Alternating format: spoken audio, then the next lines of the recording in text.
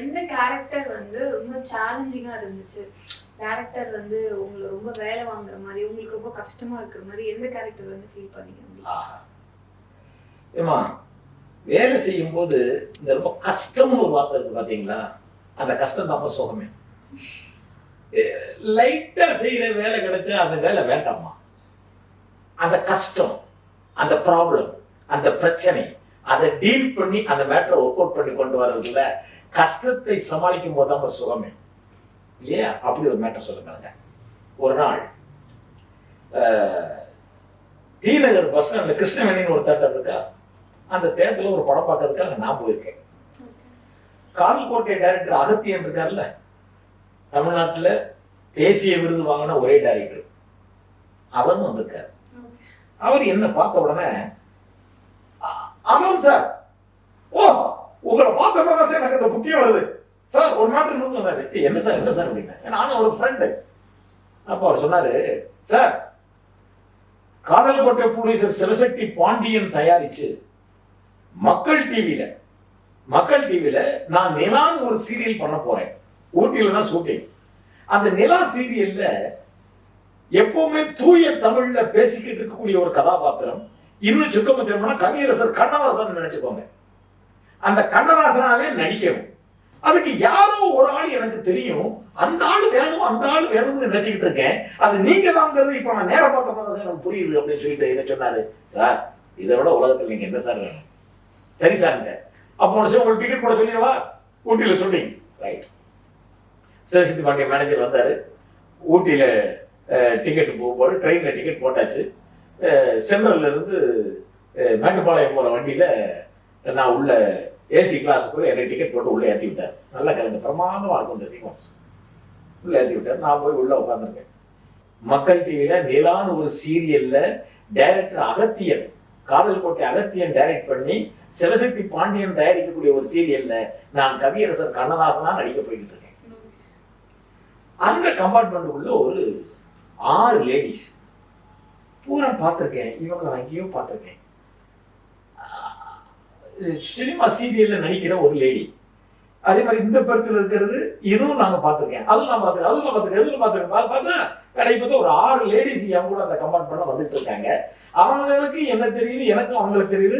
But எக்ஸாக்டா அவங்க பேர் எனக்கு தெரியல. அவங்களாம் ஃபெமிலியர் ஆர்டிஸ்ட். அப்படி மாதிரி போய்கிட்டு இருக்கும்போது நான் சாப்பாடு கொண்டு போகல. அவங்க எல்லாருமே சாப்பாடு கொண்டு வந்திருக்காங்க. அப்போ அவங்க கொண்டு வந்து எனக்கு கொடுத்தாங்க. நான் சாப்பிட்டுக்கிட்டு அம்மா சகோதரிகளே வணக்கம் சகோதரிகளே வச்சு சொல்லிட்டு போயிட்டு இருக்கோம். அங்க இறங்கும் போது இறங்குற இடத்துல என்னை பிக்கப் பண்ண வந்து அதே வண்டி தான் அவங்களே பிக்கப் பண்ணுது. இன்னும் எல்லாரும் ஒரே கார்ல ஏறுறோம். நீங்க எல்லாம் யார் அப்படின்னு, சார் அதே சார் சீரியல் நடிக்க வந்துட்டு இருக்கோம் அப்படின்னாங்க. ஐயோ நானும் அங்கதான் வந்துட்டு இருக்கேன். வண்டி நேரம் போகுது, தெரியாது. ஊட்டியில பொம்பளைங்க உடனே கொஞ்சம் பேச்சு சுருங்கும் இல்லாமா, அப்படி பேச முடியாது இல்ல. அது ரைட்டுமா நேர ஊட்டியில போய் ரூம் போட்டாச்சு. ரூம் போட்டு முடிச்சு நாங்கெல்லாம் குளிச்சு ரெடி ஆயிட்டு பழையபடி அதே வண்டி எங்க 7 வத்தி பிக்கப் பண்ணி எங்க போகுது, நேரம் ஷூட்டிங் ஸ்பாட்டுக்கு போகுது. ஷூட்டிங் ஸ்பாட்டுக்கு போன உடனே அகத்திய சார் சொல்றாரு, ஆதவ சார் நம்ம எடுத்து இந்த செட்டை வச்சு கொடுத்தோன்னா உடம்பெல்லாம் நிறைய ஜுவல்ஸ் வேற போடுறாங்க. பயங்கரமா பணக்காரங்க போடுறாங்க. சார் கண்ணதாசன் கேரக்டர், நீ கண்ணதாசன் பணக்காரன் கிடையாது அப்படிங்க. சார் அவர் பணக்காரன் தான் சார், சொல்ல மாட்டாங்க அப்படின்ட்டு என்ன கொடுத்தாரு. நான் போட்டுக்கிட்டு அந்த 6 லேடிஸ் என்ன சுத்தி வந்தாங்க.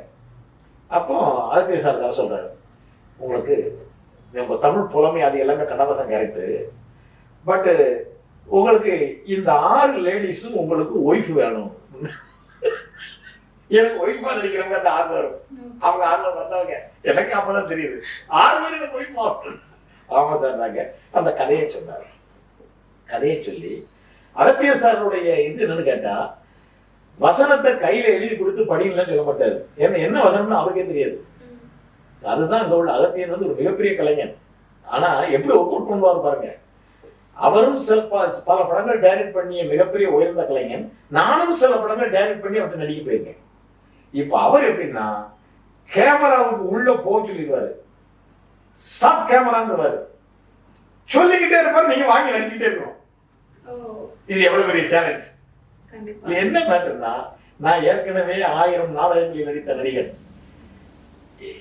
நானும் ஒரு லேடி கேரக்டர் பேசிக்கிட்டு இருக்கும்போது என் கேரக்டருக்கு தேவையான டயலாக் எப்படி இருக்கு, டேக் போய்கிட்டு இருக்கு. During the time of take இந்த லேடி கேரக்டர் பேசிக்கிட்டு இருக்கும்போது எனக்கு தேவையான வசனத்தை சொல்லுவாரு. நான் அந்த கேமரா அப்படி திரும்பிக்கிட்டு கேமரா ஓகே அந்த அம்மா பேசிக்கிட்டு இருக்கு, அது நடிச்சுக்கிட்டு இருக்கு, அதுக்கு ரியாக்ஷன் கொடுக்கணும். நான்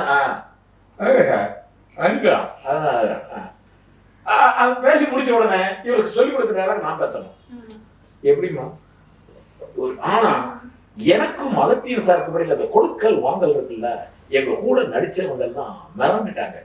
ஐயோ என்னையா உங்களுக்குள்ள அப்படி ஒரு கெமிஸ்ட்ரி, தேக்குக்குள்ள போய் சொல்லிட்டு உங்களுக்கு என்னமோ சொல்றாரு, நீங்களும் அழகழகா லட்டா வாசிக்கிறீங்க, இத்தனை தூய தமிழ்ல. ஆக இந்த ஆதவன் கோலங்களுக்கு முன்னாடி அமுதகானத்துக்கு முன்னாடி நான் தூய தமிழில் பேசி நடிக்க வேண்டும் என்று ஆசைப்பட்டவர் அகத்தியன் சார். அது நிலா சீரியல்ல மக்கள் டிவியில ஓடிச்சு. இதுதான் முதல்ல நடந்தது, புரியுதா?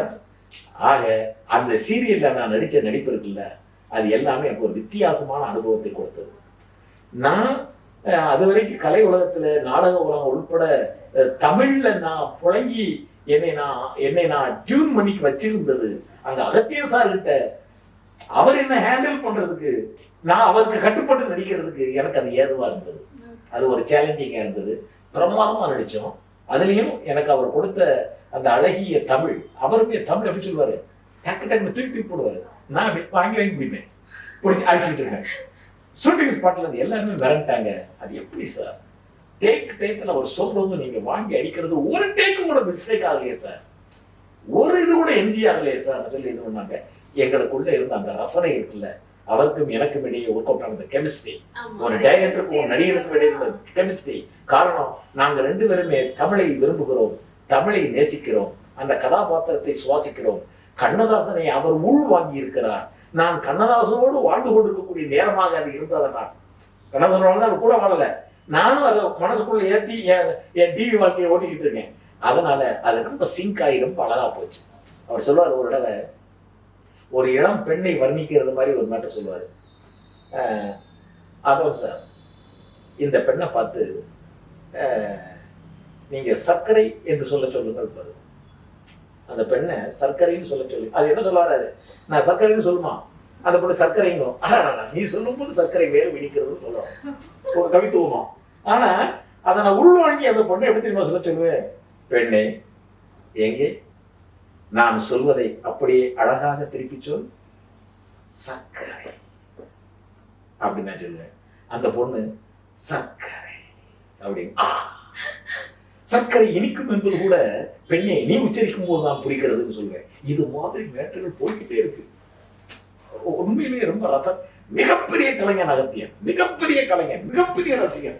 டைரக்டர் அகத்தியன் சார் அந்த நிலா சீரியல்ல அவர் என்ன ஒரு கதாபாத்திரமா உலா வரன்னு நினைச்சாரோ அதை எனக்குள்ள இன்ஜெக்ட் பண்ணி அவரா என்னை உலா வர வச்சு அவர் வந்திருந்தா என்ன வெற்றி காண்பாரோ அதை விட வெற்றி என் மூலமா அடைஞ்சாருங்கிறத அவரே என்கிட்ட சொன்னார்.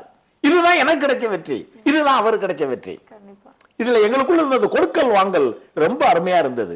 எப்போதுமே ஒரு படைப்பாளன், ஒரு எழுத்தாளன், ஒவ்வொரு நாவலையும் நீங்க படிக்கும்போது அந்த எழுத்தாளன் எந்த ரூபத்துக்குள்ள வர்றாருங்கிறது நீங்க படிக்கும்போது தெரிஞ்சுக்கலாம்.